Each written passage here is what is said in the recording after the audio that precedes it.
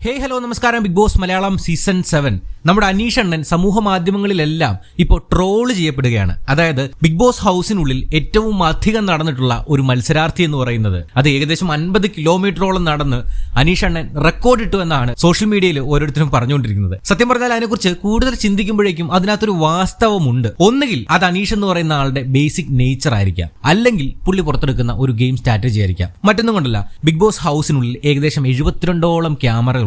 മറ്റു മത്സരാർത്ഥികളെയൊക്കെ നോക്കുമ്പോഴേക്കും അവര് മിക്കപ്പോഴും ഓരോ സ്ഥലങ്ങളിൽ ഇരിക്കുക അല്ലെങ്കിൽ സംസാരിക്കുക എന്നുള്ളതാണെങ്കിൽ അനീഷ് എന്ന് പറയുന്ന ആള് നമ്മളെപ്പോ ലൈവ് എടുത്താലും പുള്ളിക്കാരൻ അങ്ങോട്ടും ഇങ്ങോട്ടൊക്കെ നടക്കുന്നുണ്ടാവും. നിങ്ങൾ വേണേ ശ്രദ്ധിച്ചോ, ഏതെങ്കിലും ഒരു ക്യാമറയുടെ ഫ്രെയിമിൽ അത് ഏതെങ്കിലും ഒരു ഭാഗത്ത് ചിലപ്പോൾ മിററിൽ കാണാം, ആ വഴി പുള്ളി നടന്ന് പാസ് ചെയ്യുന്നത് നമുക്ക് കാണാൻ പറ്റും.